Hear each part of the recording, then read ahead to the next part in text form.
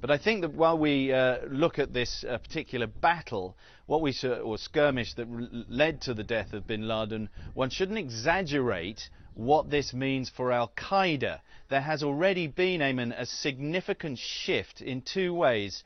First of all, geographically away from Pakistan in terms of the Al-Qaeda leadership, the real leadership, and secondly, in terms of the generations. The real threat to Europe in particular, but the United States too, is now emanating out of the Yemen and from Al-Qaeda in the Arabian Peninsula, as it's called, led ideologically, if you like, and certainly in terms of propaganda, by Anwar al-Awlaki, who is an internet wizard. He's American educated.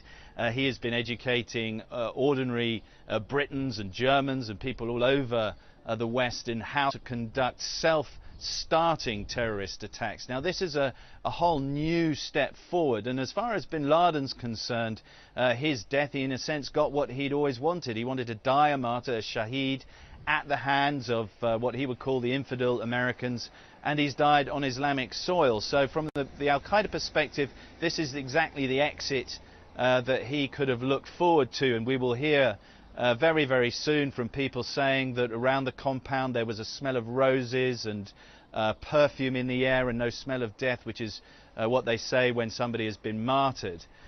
In their view. But the reality is that Al-Qaeda was under extreme pressure in Pakistan, both from the Pakistani armed forces, who had launched major assaults inside their own territory in the northern districts and along the border with Afghanistan, and indeed from American drone airstrikes. Their middle management had been unpicked. Western intelligence agencies had started to pick up, before they managed to get to bin Laden, a lot of squabbling among Al-Qaeda groups and cells because they started to distrust each other. And as a consequence of this, a lot of the focus, as I say, has shifted away down into the Yemen, the Horn of Africa, Al-Qaeda in the Arabian Peninsula, where the younger generation is taking things forward. So whilst this is a sort of very important symbolic act in getting rid of bin Laden, the reality is that the extant threats to Europe and the United States that are out there at the moment are unchanged, and they do not emanate from Al-Qaeda in Pakistan. Okay, Sam.